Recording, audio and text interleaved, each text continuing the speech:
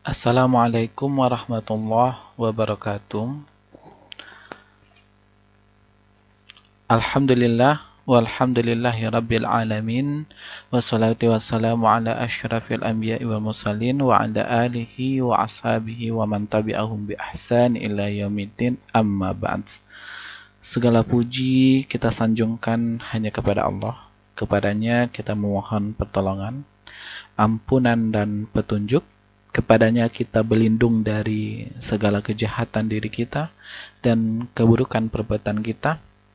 Ya, barang siapa yang diberi petunjuk oleh Allah, niscaya tidak akan mampu ada orang yang menyesatkannya, dan barang yang siapa yang disesatkan olehnya, niscaya tidak akan ada yang mampu memberinya petunjuk. Wahai orang-orang yang beriman, bertakwalah kepada Allah dengan sebenar-benar takwa, dan janganlah sekali-kali kalian mati kecuali dalam keadaan Islam. Quran Surat Ali Imran ayat 102. Hai orang-orang yang beriman, bertakwalah kepada Allah dan katakanlah perkataan yang benar, niscaya Allah akan memperbaiki perbuatan-perbuatan kalian dan mengampuni dosa-dosa kalian. Barang siapa yang taat kepada Allah dan Rasul, maka ia telah mendapatkan kemenangan yang besar. Quran Surat Al-Ahzab ayat 70-71. Ya, di sini Bapak menjelaskan materi kita terkait dengan pembahasan yang pertama, yaitu berhubungan dengan akhlak. Ya, berhubungan dengan akhlak, moral, etika, susila, ilmu akhlak, dan hal-hal yang berkaitan dengan akhlak. Ya, di sini Bapak buatkan di sini peta konsepnya, atau yang biasa dikenal dengan peta pikiran. Ya, ada moral, etika, susila, akhlak. Ada pengertian dari etika, pengertian moral, pengertian susila, kemudian akhlak, manfaat dari akhlak, ciri-ciri akhlak, ilmu akhlak, kemudian jenis-jenis akhlak. Kemudian di sini ada peran fungsi moral, etika, susila terhadap akhlak, kemudian peran fungsi akhlak terhadap moral, etika, dan susila. Kemudian persamaan antara akhlak, moral, etika, dan susila. Kemudian ya, pengertian akhlak ini sendiri secara mendalam, baik secara bahasa ataupun secara istilah. Kemudian perbedaan antara akhlak, etika, moral, dan susila. Inilah yang akan kita bahas, ini peta konsepnya. Ya, yang pertama itu kita membahas tentang akhlak. Akhlak, pengertian, baik secara bahasa dan secara istilah. Yang pertama, kita dalami dulu pengertian akhlak itu secara bahasa. Kalau kita merujuk kepada Kamus Al-Munjid, kamus berbahasa Arab, yaitu akhlak itu berarti budi pekerti, perangai, tingkah laku, tabiat. Ya, kata akhlak sendiri ini merupakan berasal dari bahasa Arab, yaitu isim masdar dari kata akhlaqa yukhliqu ikhlaqan. Ya, yang juga berarti as-sajiyah, yang di sini perangai. Ya, kemudian juga berarti at-tabi'ah, kelakuan, tabiat, watak dasar, al-adat juga kebiasaan, kelaziman. Kemudian al-maru'ah, peradaban yang baik, dan juga berarti ad-din, juga berarti agama. Nah, kita dalami di sini pengertian secara bahasa itu juga berarti itu perangai. Ya, kalau kita maksudkan di sini perangai, itu kenapa kata akhlak diartikan sebagai perangai? Ya, karena perangai di sini ini memiliki arti yang lebih luas, memiliki arti yang lebih luas, lebih dalam, karena telah menjadi sifat dan watak. Ya, watak yang telah melekat itu pada diri pribadi. Ya, maka akan menjadi kepribadian. Artinya watak perilaku seseorang itu sudah melekat pada dirinya, sudah menempel di dalam sifatnya. Sifatnya itu sudah tertanam kuat di dalam dirinya. Wataknya itu sudah ada di dalam dirinya. Ya, sehingga melekat dan menjadi kepribadian seseorang. Ya, seperti itulah dia kepribadiannya. Ya, yang sifat watak itu melekat pada dirinya dan kemudian menjadi kepribadian seseorang. Ya. Itu juga diartikan sebagai kebiasaan atau juga diartikan kelaziman. Artinya sesuatu yang dibiasakan oleh seseorang, inilah yang dikatakan sebagai akhlak. Nah, kemudian kita merujuk kepada asal dari kata akhlak itu sendiri. Ya, akhlak itu diartikan sebagai khilqun.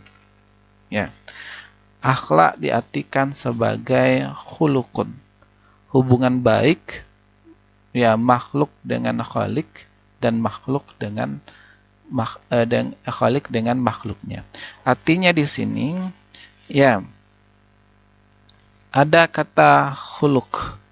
Ya, kata-kata khuluq hilkun ini menandakan ada hablum minallah, hablum minannas. Akhlak di sini ada kaitannya secara vertikal, hubungannya antara manusia dengan Sang Pencipta. Makanya makhluk, kalau kita lihat makhluk itu, kita kan sebagai makhluk di sini. Makhluk ini asal katanya juga dari kata akhlak itu sendiri. Ya, makhluk, orang yang berakhlak. Ya, makhluk. Sedangkan yang pencipta itu namanya khalik. Ya, pencipta khalik. Allah lah yang menciptakan. Artinya apa di sini? Ya, secara filosofinya bahwasanya kita sebagai makhluk, Allah sebagai khalik, kita harus mengikuti aturan-aturan norma yang berasal dari Tuhan. Ya, artinya di sini kita harus patuh terhadap aturan-aturan yang berasal dari Khalik. Yaitu apa? Yaitu berupa Al-Quran dan hadis. Kita harus patuh mematuhi apa yang diperintahkan oleh Al-Quran dan hadis. Menjauhkan apa yang dilarang oleh Al-Quran dan hadis. Inilah hubungan kita. Makanya akhlak itu ada dibagi menjadi akhlak kepada sesama manusia, sesama makhluk. Ada akhlak kepada lingkungan, ada akhlak kepada kita sesama manusia, ada akhlak kepada makhluk lainnya. Ya, ada adab-adab kita kepada jin dan lain sebagainya. Ada juga akhlak kepada Khalik, akhlak kepada Allah Subhanahu wa taala. Nah, kalau kita merujuk kepada kata makhluk atau ya, khilqun atau khulukun ini sendiri. Ya, kalau kata akhlak di sini akhlaqa yukhliqu ikhlaqan, ini kita bisa menemukan itu di dalam Al-Qur'an. Ya, seperti di sini ya, akhlak diartikan sebagai budi pekerti. Ya, di dalam Quran surat Al-Qalam ayat 4. Ya, in haza, ya, ini ayat 4 di sini. Innaka la'ala khuluqin azim. Ya, sesungguhnya kamu Muhammad itu benar-benar memiliki akhlak yang mulia. Ya, artinya di sini kita dalam berakhlak, kita sebagai umat Islam mesti harus mengikuti akhlaknya Rasulullah Shallallahu Alaihi Wasallam. Nah, ini yang terkandung dalamnya. Wa innaka la'ala khuluqin azim. Dan sesungguhnya kamu Muhammad itu benar-benar itu berbudi pekerti yang luhur. Ya. Kemudian juga kita melihat di sini hadis riwayat At-Tirmidzi. Ya, ada yang membaca At-Tirmidzi, ada yang membacanya At-Tirmidzi. Ya, akmalul mu'minina imanan ahsanuhum khuluqan. Ya, di sini artinya annamal mu'mini, ya sesungguhnya yang dikatakan orang-orang mukmin itu ialah orang yang punya keimanan, memiliki keimanan dan ahsanum khuluqan. Ya, orang-orang yang sempurna keimanannya itu, sempurna menjadi seorang yang mukmin, itu adalah orang yang memiliki keimanan dan memiliki ahsanahum khuluqan, memiliki akhlak yang mulia. Nah, disinilah letak kesempurnaan, bukan hanya sekedar iman saja, tetapi juga kita punya akhlak yang mulia agar keimanan kita itu sempurna. Ya, kemudian juga ada hadis innama bu'astu liutammima makarimal akhlak. Sesungguhnya aku, kata Nabi Muhammad, diutus untuk menyempurnakan akhlak manusia. Jadi patokan kita berakhlak itu adalah para nabi dan rasul. Ya, kemudian itu bertahap, ya, pewaris para nabi dan rasul. Al ulama warisatul anbiya. Ya, kalau kita tidak melihat pada nabi dan rasul, paling tidak kita akan tahu dari hadisnya bagaimana sifat nabi itu. Kemudian sifat-sifat orang yang mengikutinya, para ulama salafus saleh, para ulama kita, ya, panutan-panutan kita yang mesti harus kita ikuti, yang tingkah lakunya itu sesuai dengan Al-Quran dan hadis Nabi.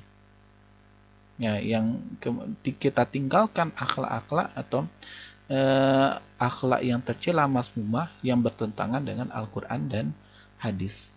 Ya, kemudian akhlak secara bahasa, ya, kalau kita merujuk kepada ayat Asy-Syu'ara, ya, ayat 137, ya, in haza illa khuluqul awwalin.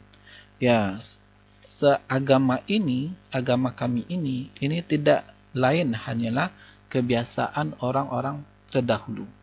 Nah, ini kalau dilihat dari merujuk kepada kata khuluqul awalin di sini, arti akhlak di sini, ya, yang terdapat dalam Al-Quran itu adalah adat kebiasaan. Kalau dalam Quran surat Al-Qalam ayat 4, artinya adalah budi pekerti. Nah, jadi kita merujuk arti akhlak ini merujuk kepada Al-Quran dan hadis. Ya. Kemudian arti bahasa itu juga bisa diartikan kesopanan, kemudian watak dasar, kemudian diartikan kebiasaan, kelaziman, peradaban, dan lain-lain sebagainya. Ini arti secara bahasa. Ya. Kemudian kita lihat di sini pengertian akhlak itu secara istilah. Ya.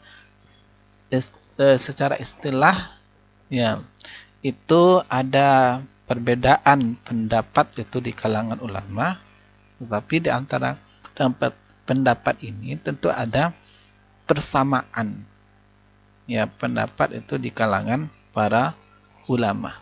Ya, kita lihat di sini yang pertama, ini adalah pengertian akhlak itu dari Maskawah atau As-Sadiqi. Ya, bahwasanya pengertian akhlak itu secara istilah adalah keadaan jiwa yang mendorong menimbulkan perbuatan-perbuatan, baik itu perbuatan positif, ini tanda positif, ataupun, ya, keadaan jiwa yang mendorong menimbulkan perbuatan-perbuatan negatif. Bisa perbuatan positif, bisa perbuatan negatif. Nah, dengan cara mudah tanpa dorongan orang lain dan tidak memikirkan lebih lama. Ya, artinya dengan spontan saja. Ya, sebagai contoh di sini akhlak yang positif, akhlak yang baik, akhlak yang mulia. Contohnya, ya, ketika ada sampah di depan kita, ya, secara refleks saja, secara spontan saja, ya, kita ambil, kita buang. Ya, tanpa ada pengaruh dari orang lain, tanpa ada perintah dari orang tua kita, ya, tanpa ada perintah dari guru kita, langsung saja refleks kita ambil, ya, karena kita tidak suka Kalau ada sampah berserakan, kita ambil, kita buang. Nah, ini termasuk akhlak kita, akhlak yang mulia. Tetapi ada sampah di depan kita, kemudian kita cuek saja, ya itu bisa termasuk di sini akhlak yang jelek. Ya, termasuk kebiasaan kita itu sehari-hari. Nah, ini yang katakan menurut Mas Kaweh dan As-Siddiqi, keadaan akhlak itu keadaan jiwa yang mendorong menimbulkan perbuatan negatif, positif atau negatif dengan cara mudah tanpa dorongan orang lain, dan tanpa memikirkan lebih lama. Nah, tidak lama dulu. Ya, tidak ketika kita mengambil sampah itu tidak memikirkan oh ini, oh itu, langsung saja kita ambil. Ya, itu artinya tidak ada pengaruh ya dari luar yang mempengaruhi kita, baik pengaruh dari orang tua karena kita takut dimarahi oleh orang tua, ya, dan ya tujuan-tujuan lainnya. Refleks saja kita ambil. Ini yang dikatakan tidak memikirkan lebih lama. Kemudian pengertian akhlak itu menurut Al-Ghazali ya adalah sifat yang tertanam dalam jiwa manusia, dapat dinilai positif atau negatif dengan menggunakan ukuran ilmu pengetahuan dan norma agama. Nah, dijelaskan bahwasanya menurut Al-Ghazali ini adalah termasuk sifat yang tertanam dalam jiwa, yang daripadanya itu lahir perbuatan yang spontan, refleks saja dilakukan, itu tanpa memerlukan pertimbangan atau pemikiran. Ya, maka jika sifat tersebut melahirkan suatu tindakan terpuji menurut ketentuan akal dan norma agama, ia dinamakan akhlak yang baik. Tetapi jika ia menimbulkan tindakan yang jahat, maka ia dinamakan dengan akhlak yang buruk.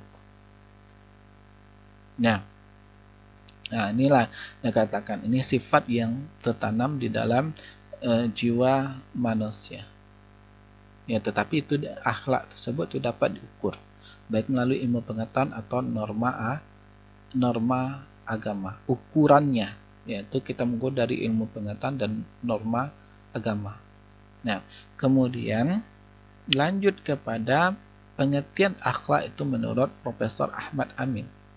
Ya, kebiasaan kehendak.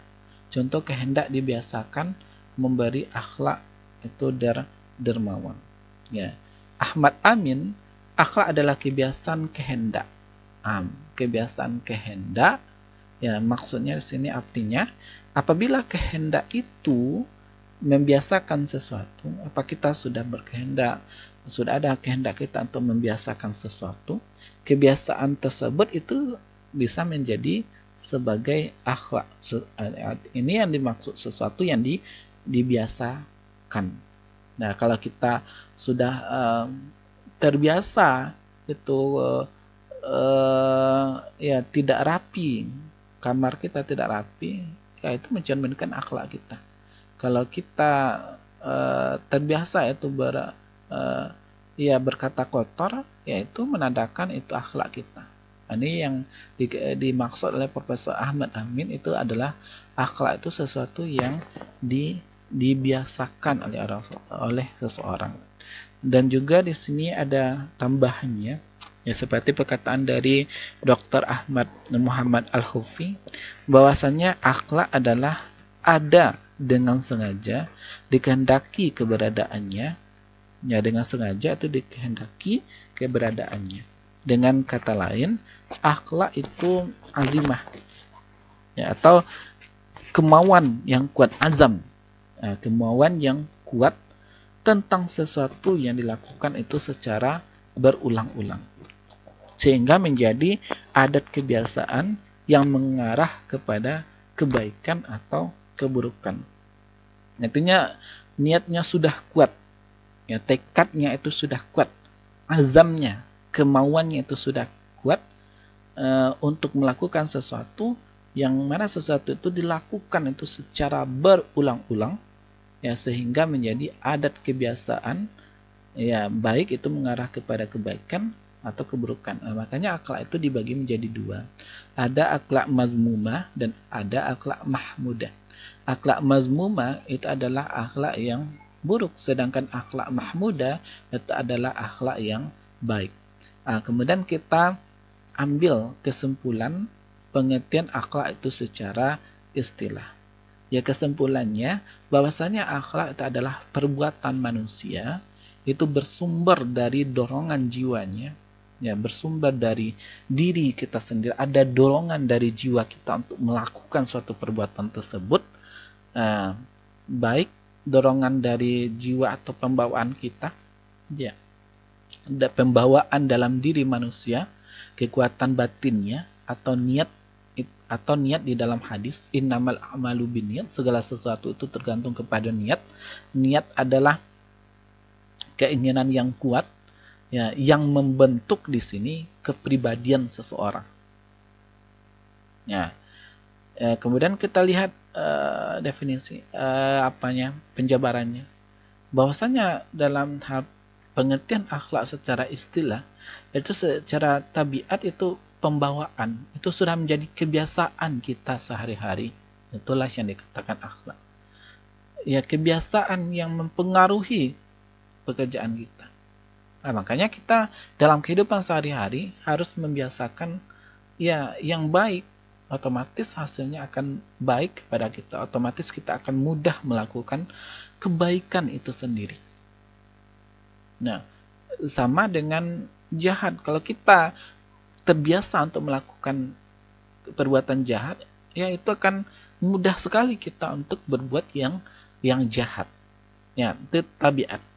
Pembawaan, kebiasaan itu dipengaruhi atau warisan lingkungan kita sekitar. Ya, karena lingkungan kita sekitar itu juga bisa mempengaruhi diri kita, mempengaruhi watak, karakter, akhlak, sikap kita, juga mempengaruhi budi pekerti kita, mempengaruhi perangai kita, mempengaruhi lingkungan, tingkah laku,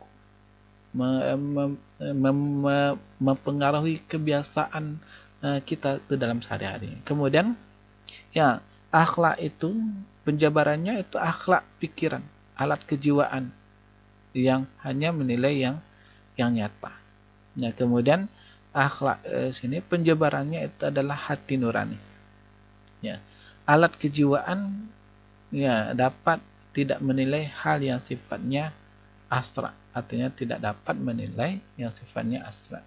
Artinya bahwasannya akhlak itu bisa ditinjau dari dua hal. Akhlak itu terkadang kita lihat ada orang melakukan kejahatan, itu langsung bisa kita nilai. Oh, dia melakukan kejahatan. Oh, dia memukul temannya. Oh, ini kejahatan-kejahatan. Akibatnya dia juga dipukul oleh temannya. Itu adalah kejahatan. Dapat kita lihat. Tetapi ini dari sisi jasmani. Nah, padahal kalau kita lihat diri kita itu, kita ini terdiri dari dua aspek. Ada aspek jasmani, ada aspek rohani. Nah, kalau jasmani itu oke, kita bisa menilai seseorang menurut akal pikiran kita, ini baik, ini buruk. Nah, tapi dari hati nurani itu bagaimana? Nah, makanya kita jangan salah menilai seseorang. Bisa jadi niat seseorang itu baik, tetapi hasilnya itu buruk. Bisa jadi kita melihat orangnya, oh ini orangnya jahat, itu belum tentu dia jahat. Atau kita lihat orang itu baik, itu belum tentu dia baik. Mungkin baik secara jasmani, tetapi baik secara rohani itu bagaimana?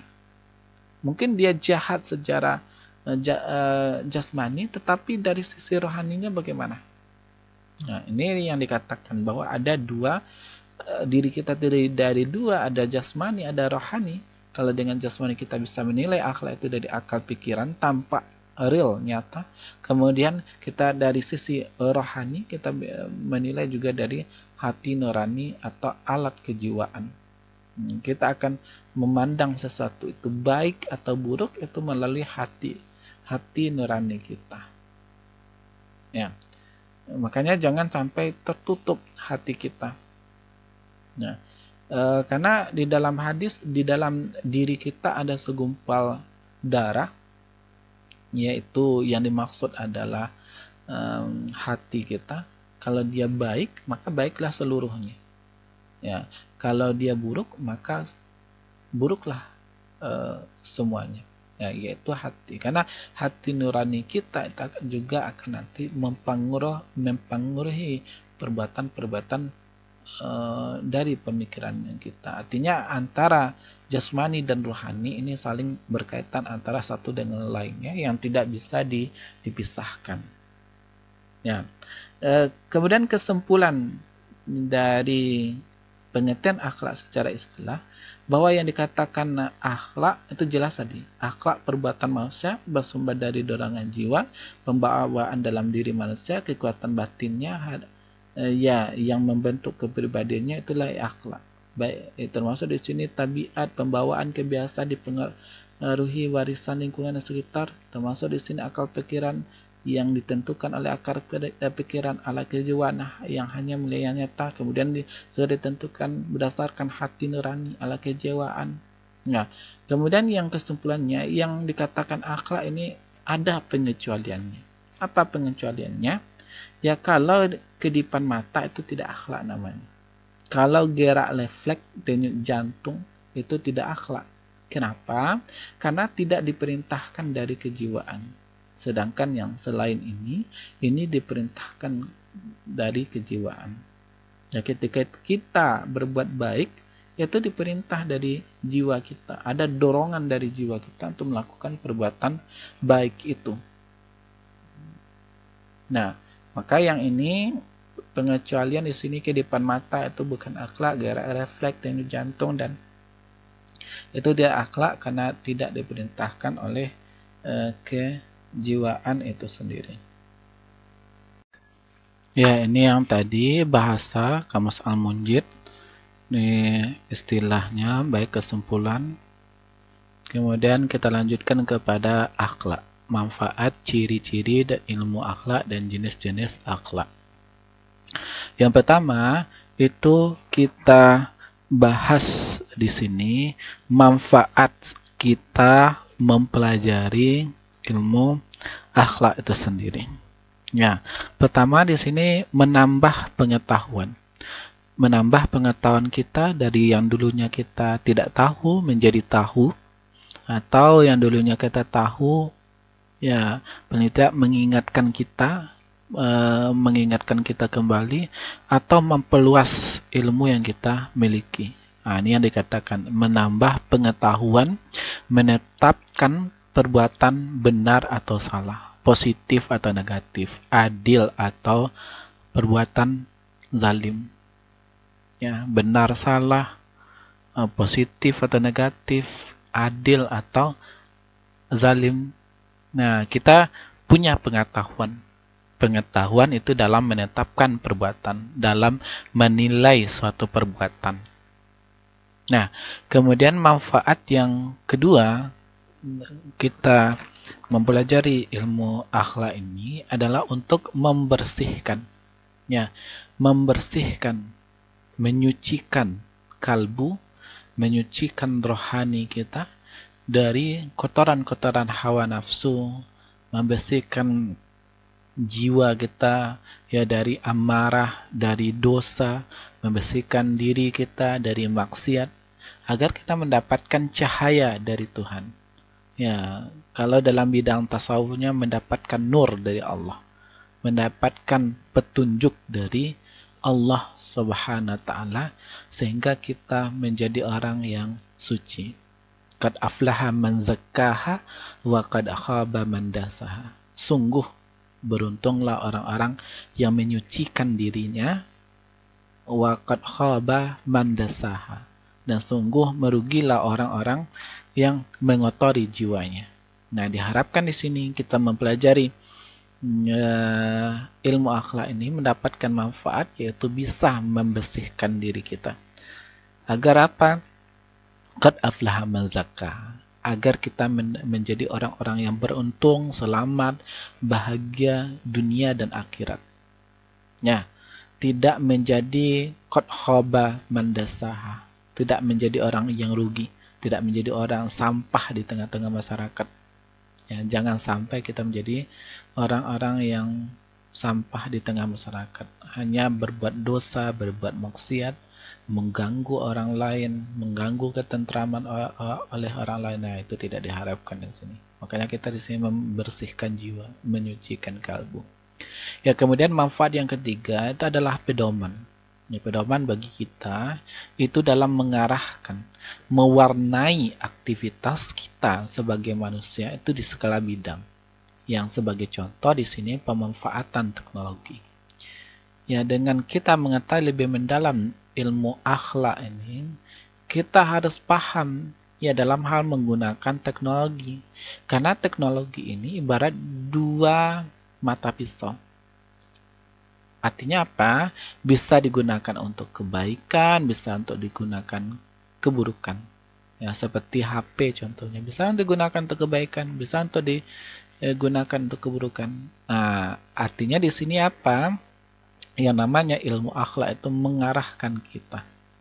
Ya, memang teknologi itu bisa digunakan dua hal, tapi arahkanlah ke arah yang positif. Arahkanlah ke arah yang baik dalam hal pemanfaatan teknologi itu. Jangan kita gunakan untuk yang buruk. Ya, seperti menggunakan bom atom, meledakkan kota Hiroshima dan Nagasaki. Ya, ini kan ya tujuannya buruk. Untuk apa diciptakan bom atom? Untuk membinasakan umat manusia. Itu salah. Jadi ditentang itu di dalam agama. Ya, tidak boleh memanfaatkan teknologi ya untuk ya menghancurkan peradaban manusia. Ya, maka ini ilmu akhlak ini akan mengarahkan kita, mewarnai aktivitas kita itu di segala bidang. Ya, salah satunya contoh itu dalam pemanfaatan teknologi. Dan juga dalam hal kuliah ini ya agar kita ya berhasil di dalam hal perkuliahan kita. Makanya akhlak tasawuf ini diletakkan itu pada semester awal.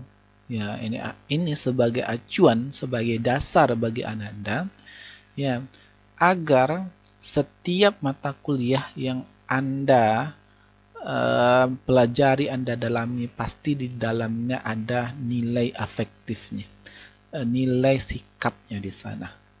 Nah, karena di dalam belajar ataupun dalam hal perkuliahan itu ada 3 yang dinilai. Ada afektif, ada kognitif, ada psikomotorik. Ada nilai sikap Anda. Nilai sikap inilah yang paling diutamakan sekarang. Ya, untuk apa Anda itu hebat? Ya, ternyata kehebatan yang Anda miliki ya Anda arahkan ke arah yang buruk. Ya, tidak berpengaruh kepada orang lain. Padahal di dalam Al-Quran itu jelas. Ya. Wal asri innal insana lafi khusri illa allazina amanu wa amilus sholihat. Ya, kecuali orang-orang beriman. Tapi tidak orang-orang beriman saja.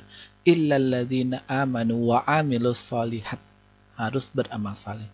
Artinya kita ya baik itu untuk diri kita dan juga untuk orang lain. Harus ada amal soleh. Harus ada sikap nilai sosial yang ada di dalam diri kita. Ketika kita tidak mementingkan diri kita saja, tetapi juga kita bagaimana ya memahami perasaan orang, menolong orang, bersifat sosial, ya bukan antisosial, bukan bersifat individual. Ada nilai afektif, ada nilai kognitif, ada nilai ilmu pengetahuan, ada nilai psikomotorik, itu nilai aplikatifnya, ada nilai prakteknya. Nah, di praktek inilah yang Anda akan dibimbing nanti dengan akhlaknya. Anda belajar tentang ekonomi, Anda belajar tentang manajemen bisnis syariah, ekonomi syariah, atau jurusan yang lainnya pasti akan dibimbing nanti dengan akhlak. Arahkan ke arah yang baik. Apalagi Anda basisnya syariah. Harus berpedoman kepada Al-Quran dan hadis. Ya, Anda harus berakhlak mulia yang dibimbing oleh Al-Quran dan hadis.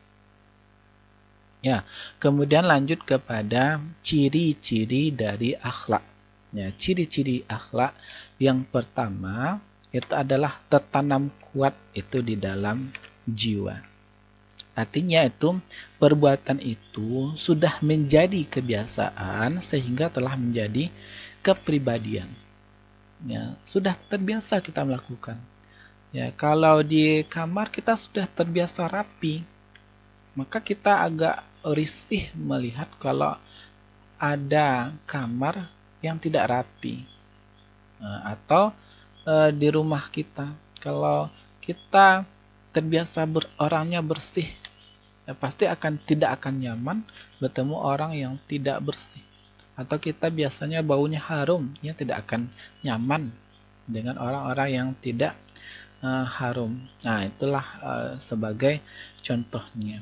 Yang dimaksud tertanam kuat dalam jiwa menjadi kepribadian ini, perbuatan itu sudah mendarah daging di dalam diri kita, sudah menjadi kebiasaan bagi kita. Ya, sehingga itu telah menjadi kepribadian kita, telah menjadi watak kita. Oh, kita di masyarakat, tinggal di tengah-tengah masyarakat, kita orang sudah tahu. Ya, si A itu ini sifat-sifatnya, yang si B ini watak-wataknya. Nah, ini kan di masyarakat kita kenal, yang ini sifatnya seperti itu, kepribadiannya seperti itu. Pertanyaannya bagi kita, apakah kepribadian kita itu baik atau buruk? Ya, oke, ini yang ciri-ciri pertama. Yang dikatakan akhlak itu ciri-cirinya tertanam kuat di dalam jiwa atau menjadi kepribadian. Nah, kemudian yang ciri-ciri yang akhlak yang kedua itu dilakukan dengan mudah, yaitu tanpa pemikiran. Perbuatan itu mudah dilakukan tanpa didahului oleh pertimbangan. Artinya spontan saja kita lakukan ya perbuatannya. Ya seperti yang Bapak contohkan saja, ada sampah di depan kita, spontan saja ya kita buang sampah itu. Tanpa ada paksaan, tanpa ada perintah dari orang tua, ya tanpa ada kepentingan-kepentingan tertentu. Ya, kalau kita membuang sampah nanti dikasih uang jajan oleh orang tua, ya tidak seperti itu. Nah, itu yang maksudnya. Dilakukan dengan refleks saja, dengan mudah saja, tanpa ada pemikiran maksud di sini, tanpa ada pemikiran, tanpa ada memikirkan hal-hal lain pada waktu melakukannya, tanpa ada tujuan-tujuan tertentu dalam hal melakukan, refleks saja. Kenapa itu mudah? Kenapa itu tanpa pikiran? Ya karena sudah terbiasa untuk melakukannya, karena sudah menjadi kepribadian. Ya, kemudian ciri-ciri akhlak yang ketiga itu berasal dari dalam diri tanpa paksaan atau tanpa tekanan dari luar. Perbuatan itu timbul dari golongan hati, ya, dan keinginan hati, bukan karena perasaan, memang keinginan kita. Karena apa? Karena sudah tertancap kuat dalam diri kita. Ya, ini sudah ada keinginan kuat di kita untuk menolong kepada orang baik. Nah, makanya orang baik itu ya sangat mudah menolong orang lain. Ya, dan orang yang jahat itu ya sangat mudah untuk bagi mereka untuk melakukan perbuatan jahat. Ya tinggal kita pilih mau kita perbuatan jahat atau perbuatan buruk. Ya, tapi agama jelas menyuruh kita la'allakum tattaqun. Takun di sini agar kita bertakwa, agar kita menjadi orang-orang yang baik. Nah, ini ciri-ciri akhlak ketiga. Berasal dari dalam diri kita itu tanpa tekan atau tanpa paksaan, itu dari luar. Memang keinginan hati kita sendiri ini. Ya, sama deh. Itu yang diharapkan di sini. Anda memilih jurusan yang sekarang Anda pilih, baik manajemen bisnis syariah atau ekonomi syariah, mata kuliah yang jurusan yang apa Bapak ngajar di sini, ya Anda telah memilih jurusan Anda, ya jangan Anda karena terpaksa. Jadikan ini karena keinginan diri Anda sendiri. Nah, dan jalani sampai selesai. Nanti kalau terpaksa nanti ya semester 2 itu Anda pindah jurusan dan lain sebagainya, ya Anda sendiri yang rugi. Sudah 1 tahun Anda kuliah, ya, sudah berapa banyak biaya, waktu, tenaga yang Anda habiskan, ya, tapi tidak ada gunanya. Nah, jangan sampai seperti itu. Makanya ya kita kuliah ini jangan tanpa ada paksaan, tanpa ada tekanan dari luar. Memang keinginan kita dari dalam, inilah yang dikatakan sebagai akhlak. Ciri akhlak berasal dari diri tanpa paksaan atau tekanan dari luar. Kemudian dilakukan. Ya, dilakukan sungguh-sungguh, bukan main-main, dan bukan itu bersandiwara. Ya, perbuatan itu dilakukan dengan sungguh hati atau keinginan hati, bukan sekedar bercanda atau sekedar kajian-kajian ilmiah saja. Ya, refleks, sungguh-sungguh. Ya, memang sungguh-sungguh kenapa itu kita sungguh-sungguh melakukan? Ya, karena kita memang mengerjakan itu dengan hati kita, keinginan kita sendiri. Ya, hobi kita sendiri. Kita mau hobinya hobi berbuat jahat atau hobi berbuat baik. Nah, ini yang dilakukan akhlak kita.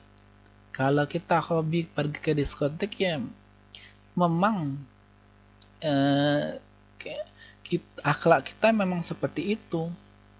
Ya, kalau kita hobi pergi ke masjid, memang akhlak kita seperti itu, hobi ke masjid. Maka dari sekarang, ya, saran dari Bapak, biasakanlah itu perbuatan-perbuatan baik itu supaya mudah kita lakukan. Ya, seperti sholat umpamanya, kalau kita sudah terbiasa sholat berjamaah, ya itu akan mudah kita berjamaah. Coba kalau kita tidak terbiasa, ya sulit bagi kita untuk melakukannya, berat bagi kita untuk melakukannya. Ya, kalau orang yang akhlaknya baik, yang sudah terbiasa ke masjid, ia akan mudah dia dengan melakukannya. Inilah yang dikatakan sebagai akhlak. Ya, ini ciri akhlak yang keempat. Dilakukan sungguh-sungguh, bukan main-main, bukan bersandiwara. Ya, tidak sekedar bercanda, tidak ada acting-acting di dalamnya. Tidak seperti film-film itu ada acting. Ada yang antagonis, ada protagonis, ada yang aktingnya menjadi orang yang marah-marah saja, ada yang aktingnya menjadi orang yang lembut, yang terkadang tidak sesuai dengan yang sebenarnya. Nah, inilah katakan tidak bersendara, bukan bermain-main, itu bukan bercanda di sini. Ya, dan bukan juga ya karena kajian-kajian ilmiah atau tidak, atau kita mau prank dan lain sebagainya, itu tidak seperti itu. Yang dikatakan sebagai akhlak ini yang dikatakan dilakukan sungguh-sungguh, bukan main-main, dan tidak dilakukan dia tanpa di sini bersandiwara. Kemudian yang kelima itu dilakukan ikhlas semata-mata itu karena Allah. Perbuatan itu dilakukan dengan ikhlas, ya, untuk perbuatan baik. Nah, ikhlas adalah lillahi ta'ala. Ya, inilah wabtagi ma'atakallahu darul akhirah. Ya, artinya kita memang mengerjakan tersebut, memang ada yang kita harapkan. Apa yang kita harapkan? Ridho Allah subhanahu wa ta'ala. Ya, jangan kita, ya, kalau kita tidak ikhlas itu karena Allah subhanahu wa ta'ala, itu tidak akhlak namanya. Nah, ini yang membedakannya nanti dengan etika, moral, susila. Kalau etika, moral, susila tidak dilakukan karena Allah, itu tetap dikatakan etika, tetap dikatakan moral, tetap itu dikatakan susila. Tetapi kalau yang namanya akhlak, kalau tidak ikhlas semata-mata karena Allah, itu tidak dikatakan akhlak mahmudah, tidak dikatakan akhlak terpuji. Yang ada hanyalah akhlak mazmumah, akhlak tercela. Bagian dari ilmu agama Islam ini adalah pengertian dari ilmu akhlak. Kalau kita lihat ilmu akhlak, ini bagian dari ilmu agama Islam. Seperti ilmu-ilmu yang lainnya, ada ilmu hadis, ya, ada ilmu Al-Quran, ada ilmu tafsir, ada ilmu fikih, yang merupakan bagian dari ilmu agama Islam. Ilmu akhlak pun merupakan juga bagian dari ilmu agama Islam. Ya, karenanya dia punya ruang lingkup, tujuan, rujukan, atau tokoh-tokohnya dan lain-lain sebagainya. Karena apa? Karena syarat yang dikatakan akhlak mempunyai ilmu itu harus ada ruang lingkupnya. Nah, harus ada tujuannya. Nah, harus ada rujukannya, harus ada tokohnya. Nah, kita lihat di sini. Mari kita membuktikan ruang lingkup dari ilmu akhlak. Ya, kalau ruang lingkup dari ilmu akhlak ini adalah perbuatan-perbuatan manusia. Perbuatan manusia lah yang menjadikan ruang lingkup dari pembahasan dari ilmu akhlak. Ya, yang mana perbuatan-perbuatan manusia itu ditetapkan. Ya, apakah perbuatan itu termasuk perbuatan baik atau perbuatan buruk? Artinya itu dikelompokkan, dikategorikan. Apakah perbuatan manusia itu baik atau buruk?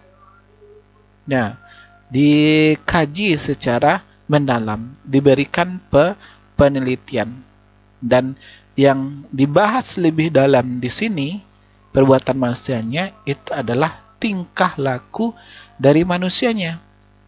Ya, kemudian itu dinilai, diberi nilai, atau diberikan hukuman ya kepada perbuatan atau tingkah laku tersebut. Ya, kalau dia berbuat baik, otomatis ada hukuman. Hukuman tentu hukuman yang baik. Kemudian kalau berbuat buruk, tentu ada hukuman. Ya, hukumannya tentu hukuman yang buruk, dinilai juga buruk. Nah, makanya di sini ada nilai dan hukumnya. Ya, dalam hal perbuatan manusia ini termasuk kepada ruang lingkupnya. Ya, kaji. Kemudian tujuan atau bisa dikategorikan manfaat ilmu akhlak itu, yaitu sangat banyak ya tujuan-tujuannya. Yang pada dasarnya tujuan dari yang ilmu akhlak ini adalah memperbaiki akhlak manusia, ya, agar manusia itu menjadi baik di mata manusia, baik di mata Tuhan, baik di mata Allah. Nah, itu kalau kita rincikan tujuan atau manfaat di sini dalam hal mempelajari ilmu akhlak ini sangat banyak. Di antaranya itu adalah peningkatan amal ibadah yang lebih baik. Ya, dengan belajar ilmu akhlak, ya, kita dapat meningkatkan ibadah kita.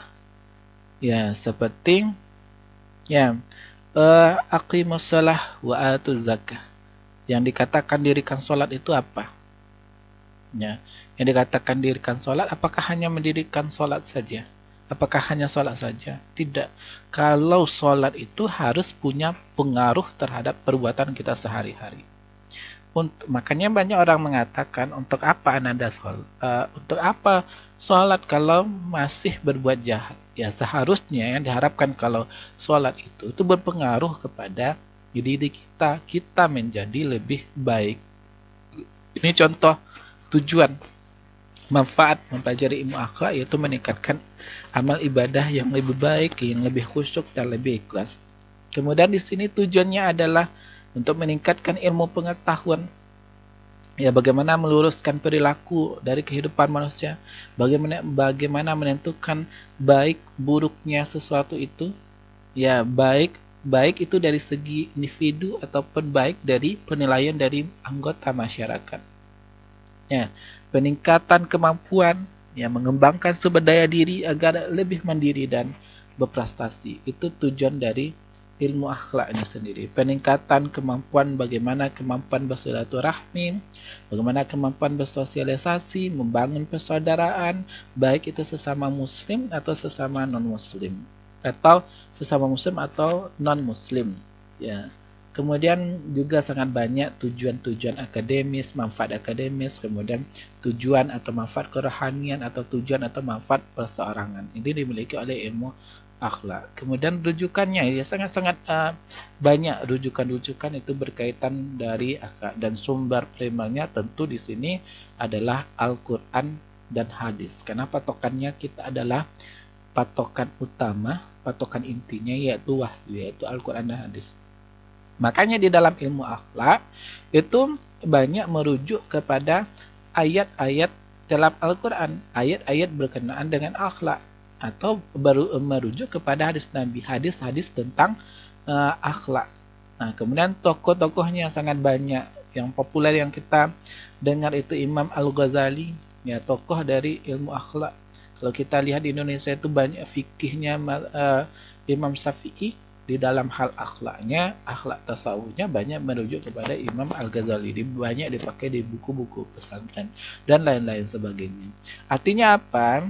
Ya, kenapa ilmu akhlak ini dikatakan bagian dari ilmu agama? Karena punya ruang lingkup, tujuan, rujukan dan tokoh-tokoh sama dengan ilmu-ilmu lainnya. Seperti ilmu hadis, ilmu tafsir itu kan juga ada rujukan tokoh, tujuan atau ruang lingkupnya.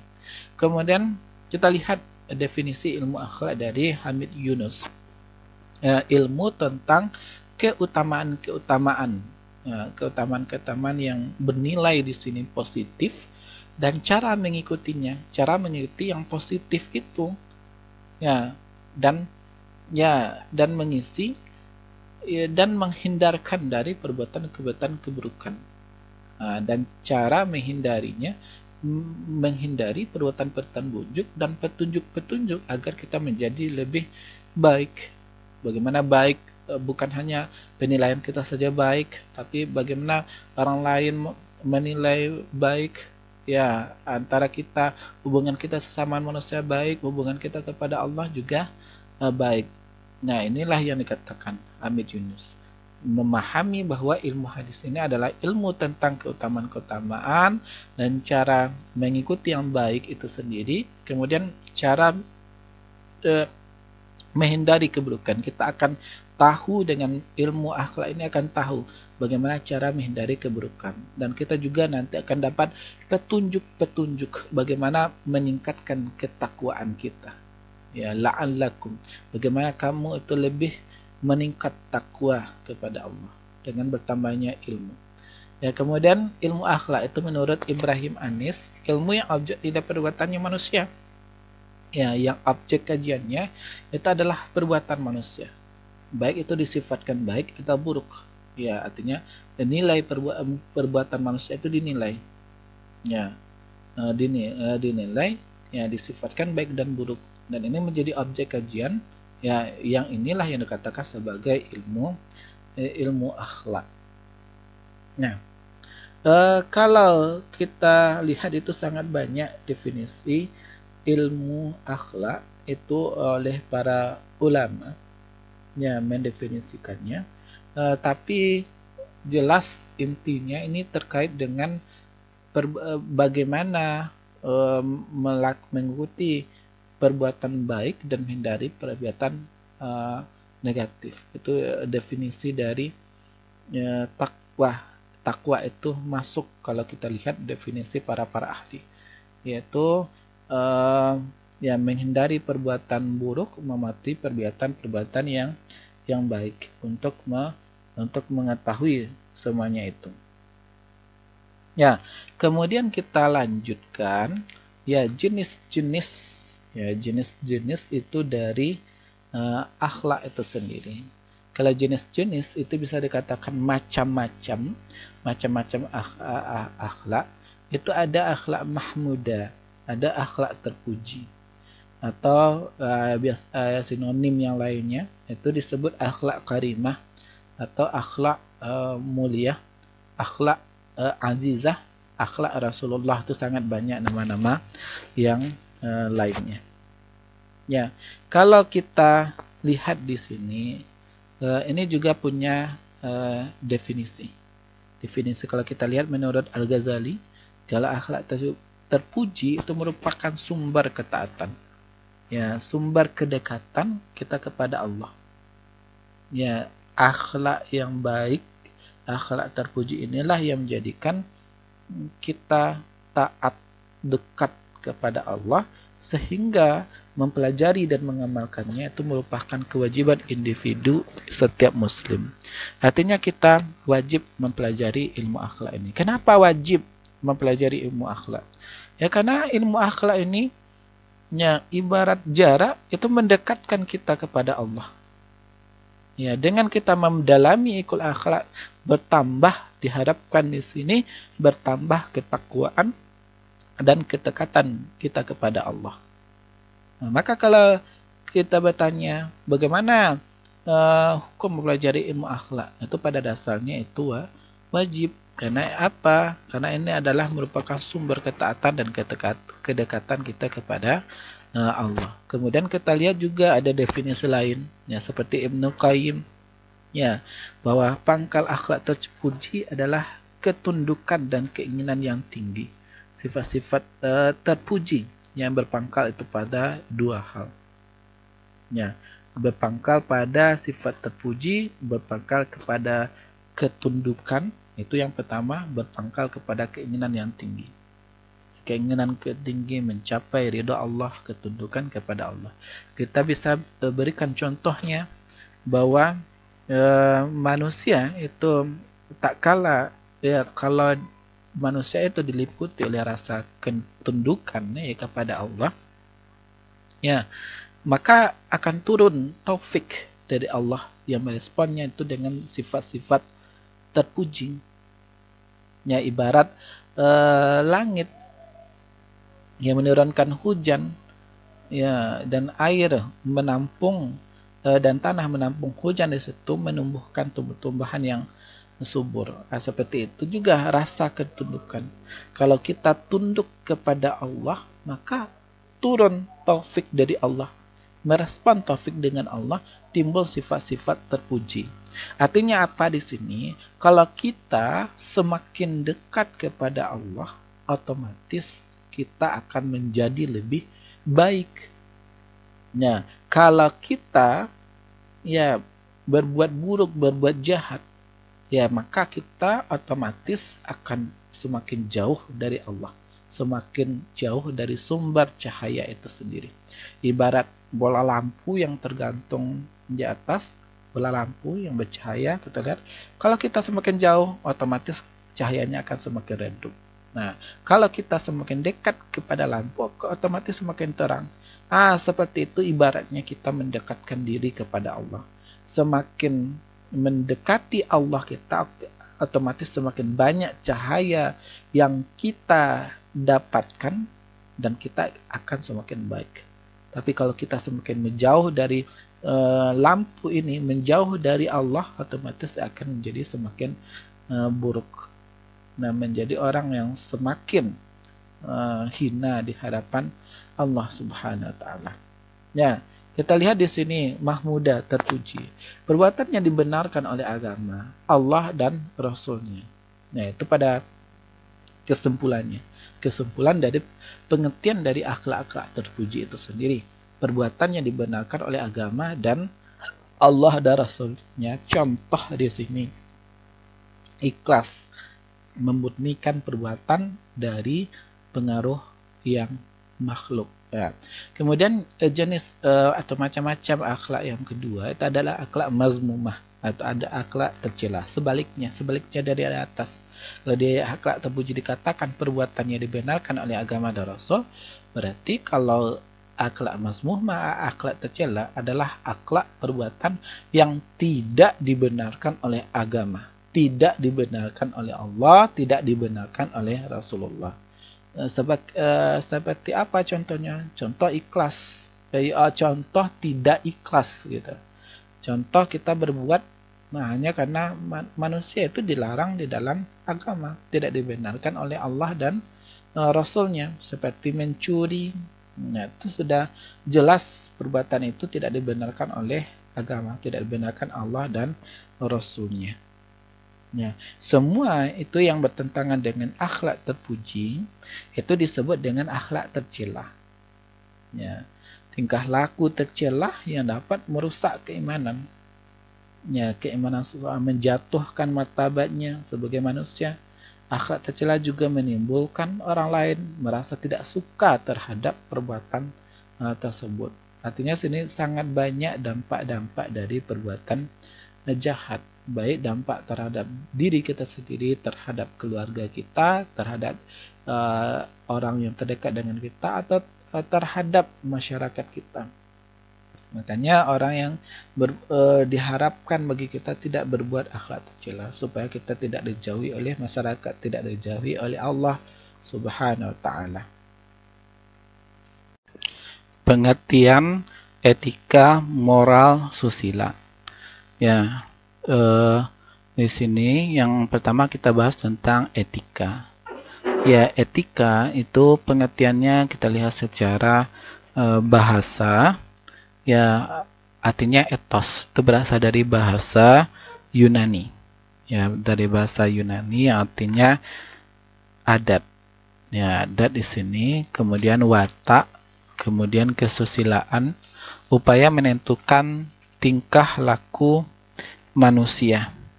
Nah, ini kalau kita tinjau secara etimologi atau secara ilmu asal-usul kata. Nah, kemudian kita lihat itu pengertian etika itu secara istilah. Ya, pengertian etika secara istilah ini menurut Ahmad Amin dan Kiai Yahya Haji Dewantara itu adalah ilmu yang menjelaskan soal baik dan buruk, perbuatan yang seharusnya dilakukan manusia, jalan atau tujuan. Ya, jalan yang seharusnya dilakukan manusia, kemudian tujuan yang seharusnya dilakukan manusia. Ilmu menjelaskan soal baik. Itu menurut Ahmad Amin dan Kiai Haji Dewantara. Kemudian menurut Austin Fogotai berhubungan dengan semua ilmu tentang manusia, masyarakat, ekonomi, hukum, dan lain-lain sebagainya. Ya, karena kalau kita lihat ya, ada istilah etika kedokteran, ada etika ekonomi, ada etika hukum. Maka bisa kita simpulkan di sini bahwasanya memang benar dikatakan Austin Fogotai bahwasanya etika itu berhubungan dengan semua ilmu. Ya, apapun ilmunya itu mempunyai etikanya tersendiri. Baik seperti ekonomi, bisnis, ada etika bisnis, ada etika ekonomi, ada etika manajemen, dan etika-etika lainnya. Ya. Kemudian itu secara istilah. Ya, Ensiklopedia Britannica, filsafat moral atau mempertimbangkan moral. Itu berarti dengan filsafat moral. Diartikan etika itu secara sebagai filsafat moral, ya, problem atau pertimbangan terhadap moral itu sendiri. Ini yang dikatakan sebagai etika. Ya. Kemudian kita bisa juga melihat dari etika itu menurut filsafat itu dapat disebut sebagai ilmu yang menyelidiki mana yang baik dan mana yang buruk. Artinya diselidiki. Yang baik mana diselidiki, dieksplorasi. Yang buruk mana itu diselidiki, dinilai, dieksplorasi. Kemudian memperhatikan perbuatan manusia sejauh yang dapat diketahui oleh akal pikiran manusia. Nah, lihat yang baik dan buruk itu sejauh yang diketahui oleh akal pikiran manusia. Ya, berarti etika ini hanya yang tampak. Berbeda nanti dengan yang akhlak, itu berbicara berkenaan dengan niat. Ya. Nah, ini perbedaan, dapat kita lihat perbedaan mendasar antara akhlak dengan etika. Etika yaitu memperhatikan perbuatan manusia baik buruknya itu berdasar sejauh dari pikiran akal pikiran. Terjangkau oleh akal itu etika, tidak terjangkau dari akal itu otomatis tidak dapat ditentukan baik atau buruknya. Itulah etika. Makanya etika banyak dikaitkan dengan ilmu-ilmu tertentu. Ya, seperti ekonomi, etika ekonomi. Ya, karena dijadikan sebagai ilmu. Karena kalau yang dikatakan ilmu itu ada fakta, dapat dijangkau oleh akal pikiran. Nah, maka banyak digunakan kata-kata etika ekonomi, etika hukum. Ya. Kemudian etika itu yang dapat kita ambil dari istilah dari pengertian secara istilah ini kesimpulannya adalah aturan atau pola tingkah laku yang dihasilkan oleh akal manusia. Berbeda dengan akhlak, itu dari bahasanya saja kita akan ketahui kalau akhlak itu ya berasal dari Allah Subhanahu wa taala, berasal dari Al-Qur'an dan hadis. Ya, tidak hanya dari akal saja. Ya, kalau umpama etika itu hanya berdasarkan akal manusia, tidak berdasarkan dari Al-Qur'an dan hadis, tidak berdasarkan dari wahyu. Ya, sedangkan kalau akhlak itu menggunakan akal, ia juga menggunakan wahyu, Al-Quran dan hadis ia juga. Ya, kemudian kita lihat etika itu ciri-cirinya apa. Ya, ciri-ciri etika itu yang dari segi ilmu ini digunakan untuk mengkaji sistem nilai yang ada. Mengkaji sistem nilai, baik dia sistem nilai ekonomi, bagaimana, apakah baik atau buruk. Nah, ini dikaji secara etika. Sistem nilai yang terdapat dalam hukum itu baik atau buruk. Sistem nilai kedokteran itu, ya, maka ada sistemnya. Nah, makanya setiap ilmu yaitu ada berhubungan dengan etikanya masing-masing. Apapun itu macam ekonominya, macam ilmunya berkaitan pasti berkaitan dengan etika. Ini yang dikatakan ilmu karena digunakan mengkaji sistem nilai yang ada. Setiap ilmu mempunyai sistem nilai, ya, makanya setiap ilmu itu ada etikanya. Kemudian kita lihat ciri-ciri etika dari sisi objeknya itu, objek pembahasannya itu perbuatan manusia, yaitu objek dari etika, yaitu perbuatan manusia. Itu ciri yang kedua. Ciri yang ketiga kita lihat ya sumber. Kalau yang etika ini sumbernya itu dari akal pikiran atau filsafat. Apa filsafat? Pemikiran itu secara mendalam. Ya, bukan berasal dari wahyu, bukan sumbernya itu wahyu. Tetapi etika itu sumbernya akal pikiran atau filsafat. Ya, maka karena sumbernya itu berasal dari akal, pikiran, dan filsafat, maka kita lihat kebenarannya itu tidak mutlak kebenarannya. Artinya itu dapat berubah-ubah. Makanya aturan-aturan hukum, aturan-aturan ekonomi yang konvensional itu bisa berubah-ubah. Ya, harus disesuaikan juga dengan perkembangan zaman. Karena itu tidak mutlak, itu dapat berubah. Kenapa bisa dapat berubah? Kenapa tidak mutlak? Karena pikiran manusia itu berbeda-beda antara satu dengan yang lainnya.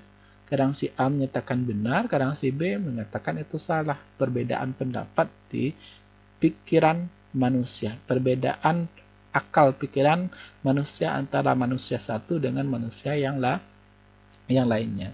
Kemudian kalau sumber akan pikiran ini itu tidak absolut. Artinya tidak absolut, pasti ada plus minusnya, ada kekurangannya. Ya, makanya dengan adanya kekurangan ini ada evaluasi, ada etika kedokteran itu yang dievaluasi, ada etika ekonomi itu yang dievaluasi atau dirubah ulang atau ada yang ditambah, ada yang dikurangi. Ya, berbeda nanti dengan akhlak. Kalau akhlak itu mutlak, kebenarannya mutlak, pasti benar. Kalau diperintahkan kita pakai jilbab, kalau salah menurut akhlak ya bisa salah. Nah, tapi berbeda kalau dengan etika nanti. Ini kan akal pikiran manusia. Kalau menurut akal pikiran itu benar, ya benar meskipun bertentangan dengan wahyu mengatakan itu salah. Ya, nah ini perbedaan sumber nanti antara akal pikiran dengan sumber yang berasal dari wahyu. Kalau sumber dari akal pikir, sumbernya berasal dari akal pikiran itu tidak mutlak, dapat berubah-ubah, tidak absolut, pasti punya kekurangan. Nah, tidak universal, terbatas, hanya bisa digunakan di satu tempat. Ya, kemudian memanfaatkan ilmu lain tentang perilaku manusia, memanfaatkan ilmu sosiologi, memanfaatkan ilmu psikologi, ya, dan ilmu-ilmu lain yang berkenaan dengan perilaku manusia. Nah, berbeda nanti dengan akhlak yang sumbernya itu mutlak, pasti benar, absolut, tidak ada kekurangannya, universitas bersifat umum. Ya, kalau sumber akhlak sini ini tidak universal, artinya terbatas. Kemudian ciri yang keempat, kita lihat di sini fungsi. Ya, kalau dari fungsi, etika itu konseptor, atau artinya adalah penilai, penentu, penetap perbuatan manusia, atau bisa dikatakan bahasa sederhananya itu adalah wasit, hakim, tidak menjadi pemain. Ya, ini yang dia sebagai wasit, sebagai hakim. Nah, kalau kita lihat fungsinya, makanya etika mahasiswa, ya, kita harus di sini mengikuti etika-etikanya. Ya, karena dialah sebagai hakim, dialah sebagai wasit. Kalau kita tidak mengikuti etika baik sebagai dosen atau etika sebagai mahasiswa, ya otomatis kita akan kena hukum. Karena etika inilah yang menjadi wasit atau menjadi hakim. Ya, membenarkan apakah etika mahasiswa itu sudah benar atau tidak. Apakah dari segi etika mahasiswa itu salah atau tidak. Nah, kemudian yang ciri yang kelima itu bersifat relatif. Itu dapat berubah sesuai dengan tuntunan dari zaman. Etika ekonomi orde baru bisa berbeda dengan etika ekonomi orde reformasi, ya itu bisa berbeda-beda. Ya, artinya di sini bersifat relatif, dapat berubah sesuai tuntunan zaman. Ya, etika ekonomi, etika bisnis itu bisa dapat berubah nantinya. Moral itu pengertian secara etimologi, asal-usul kata mos atau mores itu bahasa Latinnya, artinya adat kebiasaan atau cara hidup. Ya, kalau lihat di KBBI itu berarti moral adalah penentuan baik buruk itu terhadap perbuatan atau kelakuan. Ya. Istilah moral ini biasanya itu dipergunakan untuk menentukan batas-batas ya suatu perbuatan atau perilaku, sifat perangai yang dinyatakan itu baik benar salah, baik buruk atau layak tidak layaknya, atau patut maupun tidak patutnya. Ya, moral itu merupakan suatu yang keharusan, harus dilakukan, keharusan yang dilakukan, ya, yang ditetapkan oleh suatu masyarakat, artinya kesepakatan bersama. Nah, dilakukan sesuai nilai dan moral yang sudah mendarah daging itu di dalam masyarakat, itu yang moral. Nah, makanya ada istilah amoral, tidak bermoral, karena dicap oleh masyarakat itu tidak bermoral. Nah, dan ini dinilai itu dalam kehidupan sehari-hari. Nah, dan tidak sedikit pula yaitu penyimpangan-penyimpangan sosial yang terjadi. Penyimpangan tersebut merupakan salah satu bentuk amoral. Ya, tidak dikehendaki oleh masyarakat. Nah, makanya di dalam moral ini ada sistem nilai, ada sistem norma yang disepakati secara bersama oleh masyarakat yang mesti harus dipatuhi dan tidak boleh dilanggar. Nah, sebab kalau dilanggar itu berarti menyalahi norma, menarik aturan yang disepakati. Kalau menyalahi norma, ya otomatis ya ada konsekuensinya. Ya, nah, itu kalau kita dalami. Kemudian kita lihat secara terminologi. Yang namanya moral itu secara terminologi. Menurut Abu Dinatan dan lain-lain sebagainya, istilah yang digunakan untuk memberikan batasan pada aktivitas manusia dengan nilai ketentuan baik dan buruk. Nah, ada batasan-batasan dalam aktivitas kita dalam kehidupan sehari-hari. Ya, seperti kita yang sekarang, ya itu kesepakatan kita bersama, kita harus memakai masker itu kalau keluar rumah. Di dalam kerumunan itu harus memakai masker, dan itu harus kita patuhi karena sudah menjadi ya kesepakatan kita di masyarakat. Nah, ini yang dikatakan ada batasan-batasan aktivitas manusia, ada norma-norma dan aturan yang telah ditetapkan yang mesti harus dipatuhi, meskipun itu menurut kita dibatasi, tapi untuk kebaikan bersama. Nah, kemudian secara terminologi itu pengertian moral itu adalah ya kesimpulannya ya bahwasanya moral itu lebih mengacu kepada suatu nilai atau sistem hidup yang dilaksanakan, diberlakukan masyarakat agar muncul kebahagiaan. Ya, ini sesuai juga dengan prinsip Islam badatun thayyibatun wa rabbun ghafur. Artinya badatun thayyibatun, kita sepakat bersama untuk memakai masker. Ini untuk kebaikan kita bersama, untuk menjaga diri kita, menjaga masyarakat kita, menjaga keluarga kita, untuk kepentingan bersama. Ya, maka sistem nilai atau norma-norma ini mari kita lakukan secara bersama, karena ini kesepakatan kita bersama ya agar muncul kebahagiaan diri kita bersama. Kalau kita tidak pakai masker, ada yang kena virus 1, ini kan antisipasi, ada yang kena virus 1 tersebar kepada yang lainnya, itu ya bagaimana? Otomatis tidak muncul dari kebahagiaan, kesengsaraan kita bersama. Maka harus dipatuhi aturan sistem-sistem yang sudah diberlakukan di masyarakat yang mesti harus dilaksanakan. Dan moral itu ciri-cirinya tidak merupakan ilmu. Nah, berbeda dengan etika. Kalau etika kan ada tadi etika ekonomi, etika hukum, etika bisnis. Ya, kalau Anda semester selanjutnya di MBS atau di ekonomi, ya nanti Anda juga akan belajar. Bisa Anda belajar etika bisnis atau etika ekonomi. Karena etika ini dijadikan sebagai ilmu. Ya, ilmu. Kenapa ilmu? Karena digunakan mengkaji sistem nilai yang ada. Berbeda dengan moral. Kalau moral ini tidak ilmu, ya, tetapi itu perbuatan. Karena digunakan memberikan kriteria atau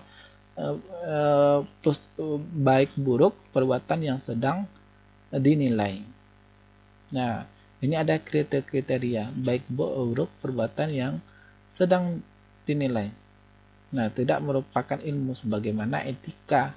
Makanya kita tidak mengenal kata-kata moral ekonomi atau moral kedokteran atau moral hukum, moral bisnis. Yang familiar di telinga kita itu adalah etika ekonomi, etika bisnis. Karena etika ini yang menyatakan sebagai ilmu, sedangkan moral tidak menyatakan sebagai ilmu. Ya, kemudian ciri-ciri dari moral. Ya, ciri-ciri dari moral yaitu didahului oleh kesadaran diri, ya, tidak karena kekuatan lain atau paksaan. Ini lebih kepada kesadaran diri, kesadaran kita bersama menyelamatkan diri kita dan masyarakat kita. Nah, muncul kesadaran di sini, ya, seperti ya menghormati kata malereng, kata madata, kata mendaki. Itu kan di Minang ada orang tua itu dihormati, sesama kita itu diajak bergaul, bermain, kemudian kepada yang kecil itu disayangi, nah, dan lain sebagainya, hal-hal positif lainnya. Ini beranjak dari kesadaran diri, kesadaran kita adalah makhluk zon politikan, tinggal di tengah-tengah masyarakat. Kita tidak bisa hidup ya tanpa ada yang lainnya. Nah, kita hidup kita itu tergantung kepada orang lain. Nah, di sini timbul nanti adanya kesadaran. Ya, kalau kita butuh petani, maka kita harus berbuat baik kepada petani. Ya, kalau kita ingin pintar, butuh guru, maka kita harus berbuat baik kepada guru. Nah, ini adalah yang dimaksud moral ini didahului oleh kesadaran diri. Bagaimana kita menghormati moral dosen, guru, itu juga termasuk moral, meskipun tidak ada secara tertulis. Umpama Anda di WA, Anda kata-kata Anda mungkin sedikit meninggi dalam menulis WA dan lain sebagainya, ya itu ya kesadaran diri Anda sendiri untuk jangan sampai Anda merendahkan. Ada kata-kata yang Anda kirim yang dapat menyinggung perasaan dosen atau guru Anda. Maka di sini adalah berhati-hati. Ya, Anda belajar akhlak tasawuf ini bukan hanya teori saja, ya, tetapi juga harus ada prakteknya itu di kehidupan sehari-hari. Oke, ya, ciri-ciri dahulu kesadaran diri tidak karena kekuatan lain atau paksaan. Berbeda dengan etika, nanti ada paksaan. Kalau Anda tidak ikut aturan kampus, ya Anda bisa di DO, dikeluarkan nanti dari kampus, atau diberi peringatan atau sanksi-sanksi yang tegas lainnya untuk Anda. Nah, kalau ciri-cirinya itu tidak karena kekuatan, tidak ada paksaan. Kenapa? Terkadang banyak di sini yang moral itu tidak tertulis. Ya, kemudian muncul itu dalam kebebasan, berwujud rasional, kesamaan keyakinan manusia. Ya, objektif, dapat berlaku universal orang, waktu, tempat, di situasi sejenis. Ya, perasaan wajib melakukan dari suara batin, suara hati kita sebagai makhluk sosial tinggal bersama. Nah, maka kita harus jaga kebersamaan kita. Kemudian ciri-ciri yang ketiga itu ciri-ciri moral, yaitu sumbernya itu adalah suara batin. Ya, suara hati kita hidup secara bersama, kesadaran kita. Ya, atau bahasa agama biasa disebut fitrah. Fitratullah allati fataran nasi 'alaiha. Fitrah kita yang diciptakan untuk kita, dan kita tidak akan pernah berpisah dari fitrah kita ini. Fitrah dasarnya seperti anak kecil itu baik sebenarnya. Tetapi karena pengaruh lingkungan kita berubah menjadi buruk. Nah, maka kembalilah kita ke fitrah kita. Ya, seperti Idul Fitri, kembali kepada dalam bentuk bayi. Ya, dalam bentuk keadaan baru lahir, tidak ada dosa. Itu yang diharapkan. Ya. Sumber suara batin, norma, adat istiadat, kebiasaan yang ada di tengah-tengah masyarakat, dan lainnya yang berlaku dan dilaksanakan di masyarakat. Artinya di sini Anda harus mengikuti aturan yang ada di masyarakat yang menjadi kesepakatan itu bersama. Kemudian lanjut kepada susila. Nah, makanya Bapak berikan mes di sini. Moral, etika, dan susila. Nah, ini kependekan dari Bapak ya, untuk mempermudahkan saja. Susila itu secara bahasa Sanskerta itu su artinya baik atau lebih baik. Sila artinya dasar, prinsip, peraturan hidup normal. Berarti artinya secara bahasa berarti dasar yang menjadikan kita baik, atau dasar yang menjadikan kita lebih baik, atau prinsip yang menjadikan kita baik, peraturan-peraturan hidup yang menjadikan kita baik, ya, norma-norma yang menjadikan kita baik. Itu pengertian susila secara bahasa. Kemudian pengertian secara istilah. M. Said, ya, menurut M. Said secara istilah susila berarti berkelakuan baik. Nah, makanya yang asusila berarti tidak berkelakuan baik. Ya, orang yang berkelakuan buruk seperti pelacur, tunasusila itu kan disebut asusila. Ya, perbuatan-perbuatan yang melanggar, ya, norma yang ada di tengah masyarakat. Ya, buruk. di pandangan dari masyarakat. Kemudian secara istilah perwadarminta artinya susila itu kesopanan. Tidak sopan Anda berarti asusila Anda. Ya, beradab. Tidak beradab Anda berarti asusila Anda. Baik budi bahasanya, berbudi. Artinya kalau tidak berbudi Anda berarti Anda asusila. Ya, itu menurut perwadarminta. Kemudian kesimpulan dari susila ini, kesimpulan berarti membimbing, memandu, mengarahkan, membiasakan, memasyarakatkan norma-norma, nilai-nilai baik yang ada di masyarakat. Yang membimbing kita menjadi masyarakat yang baik, memandu kita menjadi masyarakat yang baik, mengarahkan kita, membiasakan kita menjadi masyarakat yang baik. Ini susila. Ini kan ada hubungannya kata susila ini dengan kata sosial. Masyarakat kita zon politikan, makhluk yang bermasyarakat, tidak bisa hidup tanpa orang lain. Ya, kemudian ciri-ciri. Kita lihat ciri-ciri susila. Ada sumbernya adalah kebiasaan yang berlaku di umum di masyarakat. Kebiasaan-kebiasaan yang berlaku umum di masyarakat. Kalau ada kebiasaan yang berlaku positif, yang berlaku di masyarakat umum di masyarakat, kita langgar, ya kita dikatakan asusila. Nah, kemudian ciri-cirinya yang kedua itu mengacu kepada nilai-nilai yang dipandang baik oleh masyarakat. Ya, mengacu kepada nilai-nilai yang dipandang baik oleh masyarakat. Sebagai contoh nanti, nikah sesuku itu di masyarakat Minang itu dianggap tidak baik. Ya, karena ya sudah kesepakatan banyak orang di masyarakat sudah yang dahulu-dahulunya. Nah, meskipun di dalam agama itu boleh menikah sesuku dengan aturan tertentu. Nah, makanya antara akhlak dengan susila ini ada perbedaannya nanti yang akan kita bahas. Ya, kemudian peran fungsi mes terhadap akhlak. Peran fungsi moral etika susila itu terhadap akhlak.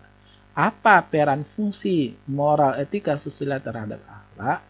Adalah ya bahwasanya mes moral etika susila ini sebagai alat untuk menjabarkan, menjelaskan, mengoperasionalisasikan ketentuan akhlak itu di dalam Al-Quran.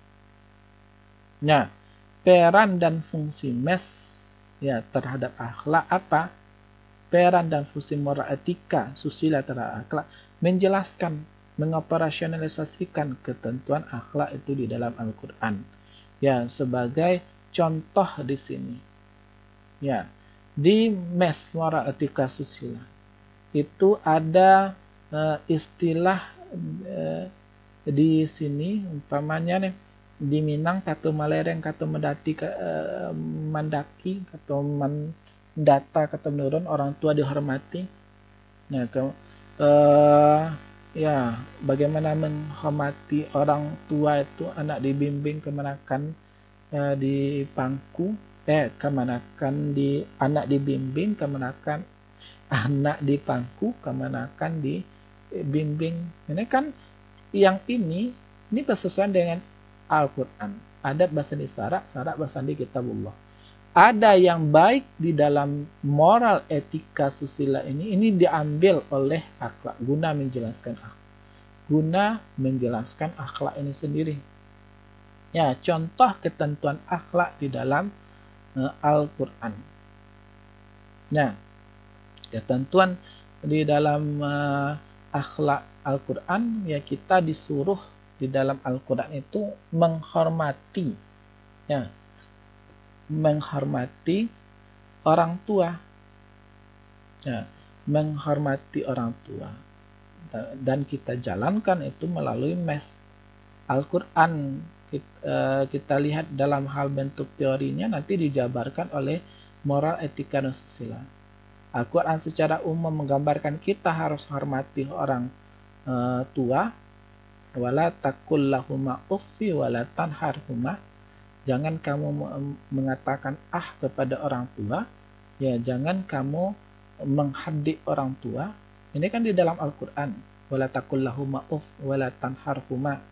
Nah, ini penjabarannya dari segi prakteknya, itu dari segi operasional, dari segi penjelasannya, ini dipraktekkan dalam MES, moral etika susila. Bagaimana menghormati orang tua di adat Minang umpamanya. Nah, ini dijelaskan. Nah, ini yang dimaksud. MES ini, fungsi MES terhadap akhlak ini untuk menjabarkan, mengoperasionalisasikan ketentuan akhlak dalam Al-Quran. Al-Quran umpamanya umum bersifat teori dijelaskan, dijabarkan dalam MES dalam bentuk prakteknya. Nah, berarti di sini bergabung antara teori dengan praktek. Kemudian peran fungsi akhlak terhadap MES. Ya, peran fungsi akhlak terhadap moral etika susila yaitu memberikan batasan-batasan umum dan universal agar MES tidak bertentangan dengan nilai-nilai luhur, tidak sesat, sejalan, sesuai dengan nilai Islam. Nah, artinya apa di sini? Akhlak di sini sebagai alat ukur atau sebagai barometer. Barometer alat ukur dari kebenaran MES. Kenapa? Karena MES ini yang kita bahas tadi itu masih tidak mutlak benar. Bisa benar, bisa salah. Absolut pasti ada kekurangannya. Tidak absolut pasti ada kekurangannya. Dan kebenarannya relatif, bisa berubah-ubah kebenarannya. Nah, makanya panduan moral etika susila yang berkembang di tengah-tengah masyarakat, baik moral etika susila di masyarakat Minang, di masyarakat Medan, atau masyarakat Jawa, ya semuanya harus berpedoman kepada akhlak. Nah, kalau adat Minang ini tidak sesuai dengan Islam, tidak sesuai dengan akhlak Islam, maka itu wajib kita tinggalkan. Nah, tetapi kalau adat Minang ini ya sesuai dengan akhlak, akhlak akan menjadikannya penjelas dari akhlak ini. Kalau tidak sesuai nanti akan ditolak. Ini yang fungsinya. Ya, memberikan batasan-batasan umum dan universal agar moral etika susila tidak bertentangan dengan nilai-nilai luhur. Agar MES ini tidak sesat, agar MES ini, agar moral etika susila ini sesuai atau sejalan dengan nilai Islam. Nah, ini fungsinya. Ya, akhlak terhadap MES sebagai barometer, sebagai alat ukur, sebagai batasan-batasan umum, membatasi moral etika susila, yang membatasi universal. Ya, seperti kumpul kebo umpamanya di di Amerika itu dilarang. Ya, meskipun mereka tidak apa-apa, jelas kalau dalam Al-Quran tegas. Kalau salah, salah. Ya, sama dengan seperti ini. Kalau Anda memakai jilbab umpamanya di luar rumah, ya Anda harus memakai jilbab.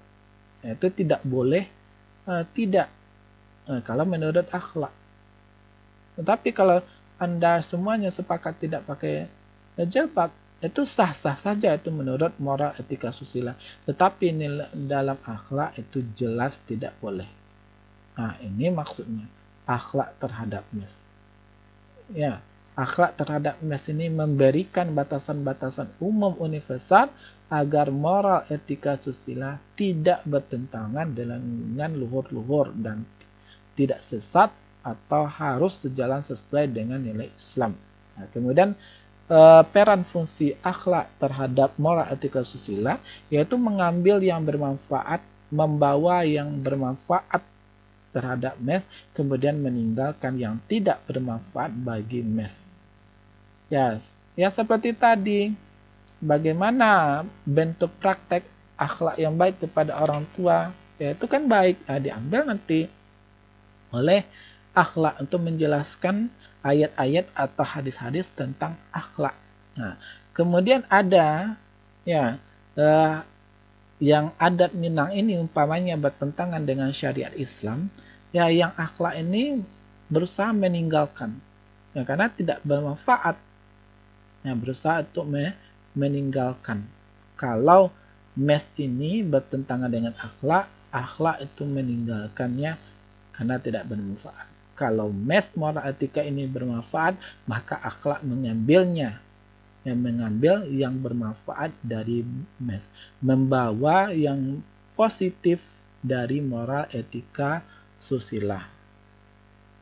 Persamaan di sini persamaan moral etika susila dengan akhlak. Persamaan mes dengan akhlak. Ya, kita lihat di sini secara fungsi atau secara peran. Peran atau fungsi moral etika susila dan akhlak itu sama-sama menentukan hukum atau menentukan nilai perbuatan manusia, baik itu baik atau buruk, layak atau tidak, ya, positif atau negatif.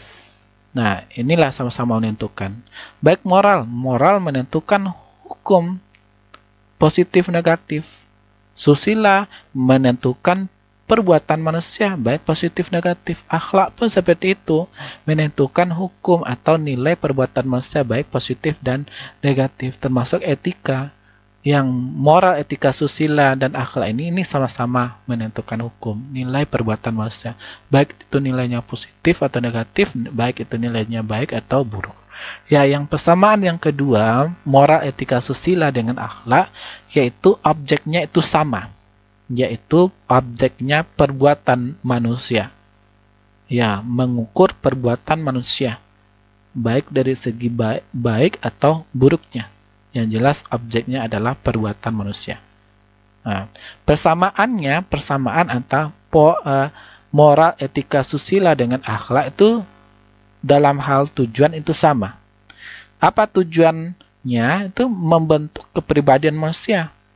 Etika, moral, akhlak juga seperti itu, membentuk kepribadian manusia. Ya, agar terciptanya masyarakat yang baik. Moral juga tujuannya yaitu menciptakan masyarakat yang baik, menciptakan masyarakat yang sejahtera lahir batin, membimbing manusia, membuka jalan baru menuju tujuan akhir kehidupan kebaikan, ya, untuk fitrah penciptaan manusia. Ya, intinya tujuannya baik. Akhlak tujuannya sama, menciptakan masyarakat yang baik. Etika tujuan sama, moral susila tujuannya sama, yaitu membentuk kepribadian manusia, menciptakan masyarakat yang baik, yang sejahtera. Ya, sama-sama moral etika susila itu membimbing manusia ke jalan baru. Ya, sama-sama moral etika itu sama-sama menuju manusia itu untuk tujuan akhir kehidupan, yaitu kebaikan, agar manusia itu kembali kepada fitrah penciptaan manusia. Ya, pada dasarnya manusia itu baik. Moral etika susila juga seperti itu. Ya, sama tujuannya. Artinya fungsi peran, objek, tujuan dari moral etika susila dan akhlak itu sama. Kemudian perbedaannya.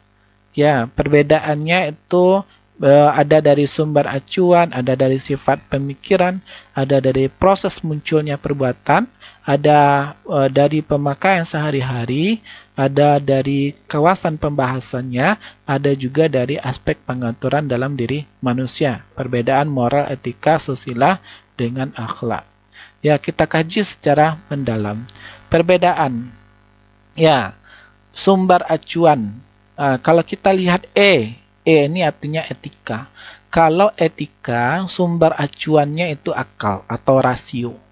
Lebih banyak kepada akal atau rasio. Itu sumber atau acuannya. Sedangkan kalau moral, M, lebih banyak, ya, sumber atau acuannya itu adalah rasa.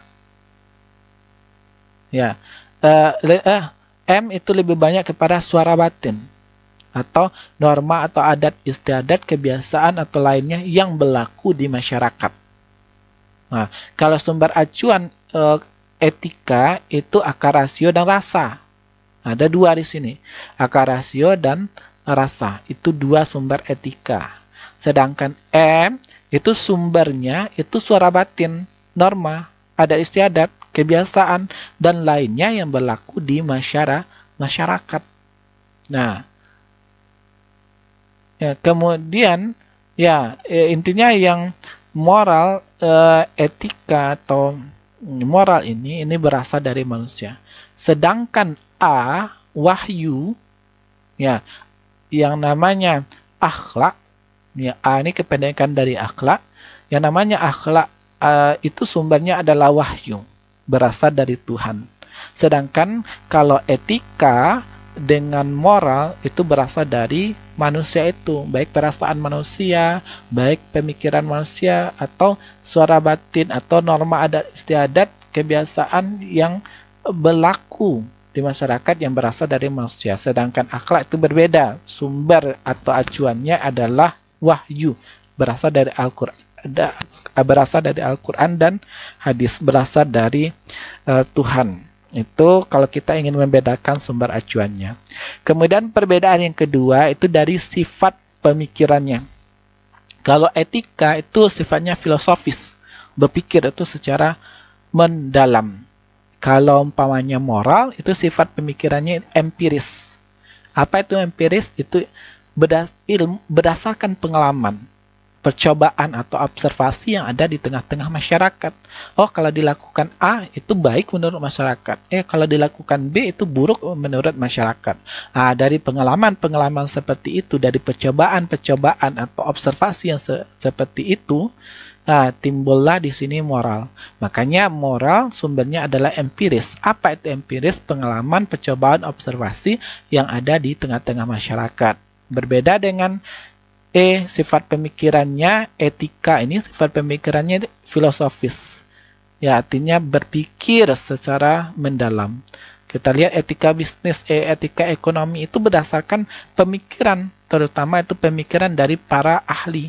Etika hukum itu berasal dari pemikiran para ahli-ahli hukum atau kumpulan yang ahli dalam bidang hukum. Etika kedokteran itu dibuat oleh yang ahli dalam bidang kedokteran. Etika ekonomi dibuat oleh yang ahli dalam bidang ekonomi. Ini sifat pemikirannya.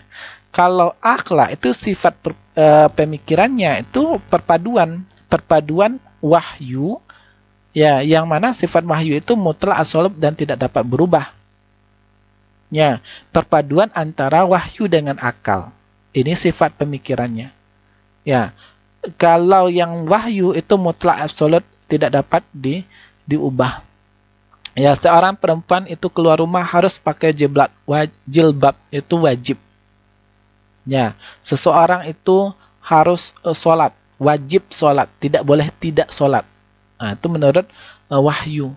Sedangkan akal itu nanti menjabarkan, nanti mengoperasionakan.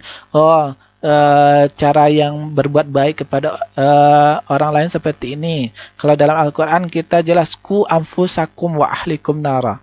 Jagalah dirimu dan keluargamu dari api neraka. Ini kan masih umum. Bagaimana caranya nanti dijabarkan oleh akal. Bagaimana menjaga keluarga kita dari api neraka, ini dijabarkan oleh akal.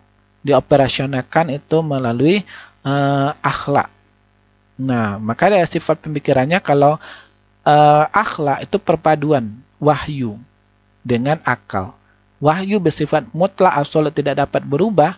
Ya, kapan dan dimanapun, ya, kewajiban jilbab itu, ya, kapan, mau di Amerika, mau di Australia, tetap umat Islam muslimah itu harus pakai jilbab. Ya, mau dahulu, mau sekarang, mau yang akan datang, tetap wajib pakai jilbab, tidak berubah-ubah. Ya, nanti dijelaskan oleh akal, menjabarkan, mengoperasionakan, itu adalah akal. Kemudian perbedaan antara moral, etika, susila dengan akhlak yang ketiga, itu adalah proses munculnya perbuatan.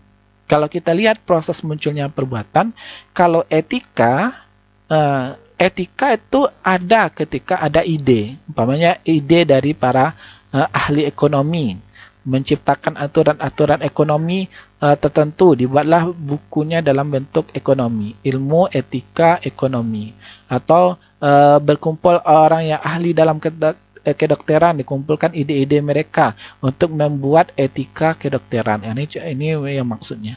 Proses muncul perbuatan ketika itu ada ide. Kemudian M itu pertimbangan suasana. Pertimbangan suasana. M ini moral ini. Umpama di tengah-tengah masyarakat umpamanya dilakukan A, oh ini baik menurut masyarakat. Ini kan pertimbangan, percobaan observasi. Kalau dilakukan B, salah menurut masyarakat. Ya, hati tidak enak, dicemooh oleh masyarakat. Umpamanya pos ronda umpamanya tidak ikut. Ya, di dalam tertulis kan tidak tertulis, tapi nanti dicemooh oleh masyarakat. Umpamanya tidak gotong royong di tengah masyarakat. Kalau tidak ikut gotong royong itu memang tidak ada sanksi tertulis ya secara formal ya, tapi nanti kena cemooh oleh masyarakat. Oh, orangnya tidak pandai bermasyarakat dan lain sebagainya. Ini dikatakan moral ini proses munculnya itu pertimbangan dari suasana. Ya, sedangkan akhlak itu muncul itu secara spontan itu tanpa pertimbangan. Nah, ini berkaitan dengan pengertian akhlak tadi. Karena muncul itu spontan saja, karena sudah menjadi kebiasaan. Kalau orang yang biasa kamarnya rapi, oleh secara spontan saja dia merapikan kamarnya. Orang yang biasa bersih rumahnya, spontan saja ada sampah dibuangnya. Ini yang dikatakan akhlak muncul secara spontan, itu tanpa pertimbangan. Kemudian perbedaan yang keempat itu pemakaian sehari-hari yang dipakai untuk ya. Kalau etika itu dipakai dalam hal pengkajian sistem nilai yang ada. Maksudnya seperti etika ekonomi tadi, ini kan ada buku tentang etika bisnisnya seperti ini. Nah, ini makanya di sini ada sistem-sistem, ada pengkajian sistem nilainya. Nanti etika ekonomi ini tidak sesuai dengan aturan dengan tidak update sekarang, harus diupdate lagi. Ini yang dimaksud etika bisnis, etika ekonomi ini melalui pengkajian sistem nilai yang ada, mulai dalam hal pemakaian sehari-hari. Kemudian moral itu perbuatan yang sedang dinilai. Ya, kita bermasyarakat, ya nanti kita akan dinilai.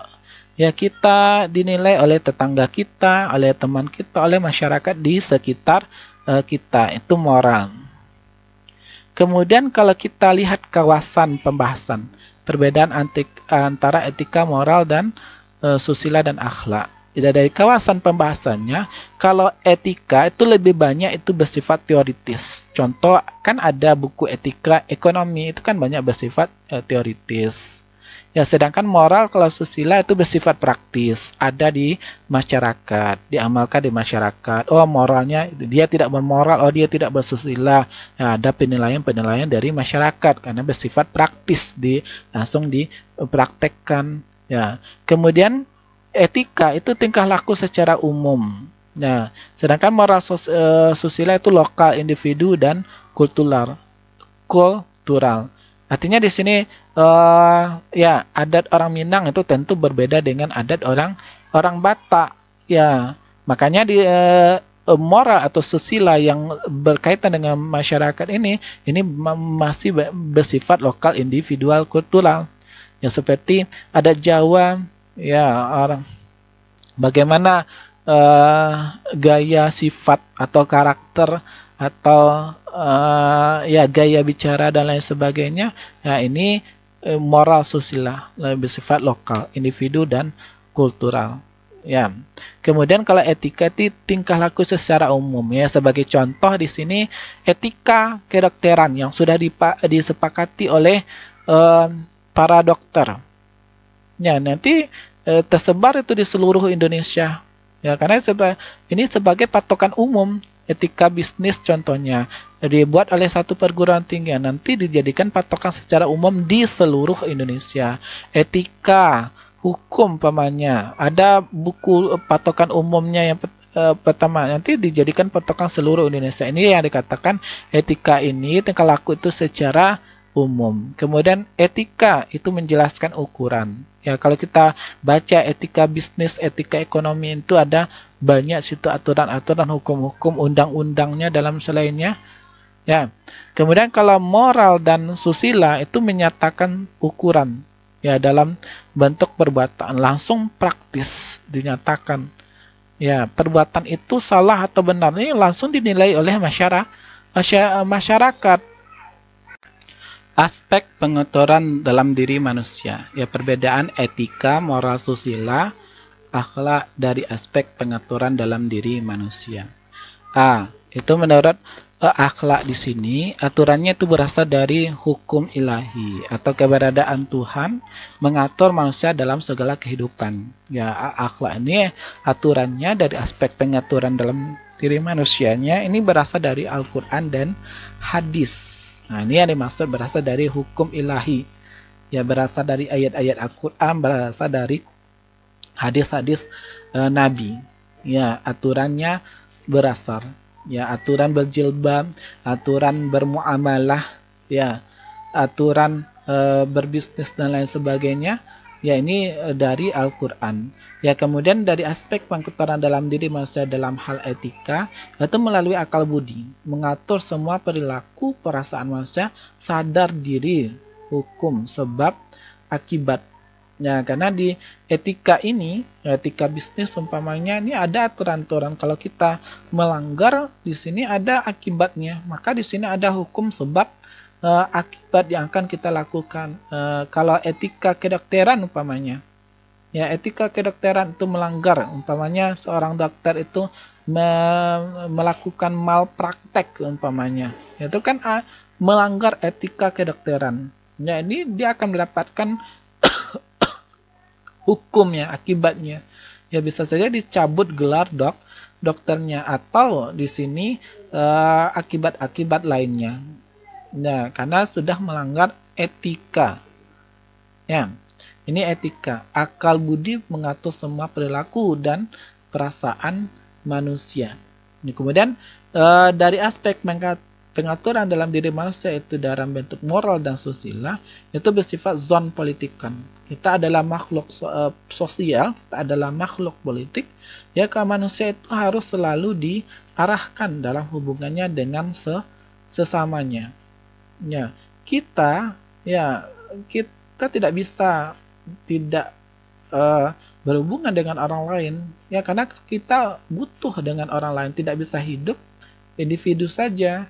Ya, butuh dengan orang lain. Kalau kita ingin makan itu butuh nasi dari petani. Ya, sebagai contoh seperti ini, maka aspek dari pengaturannya apa yang disepakati oleh masyarakat kita masing-masing yang harus kita patuhi, dan itulah yang akan mengatur diri kita itu di dalam kehidupan sehari-hari.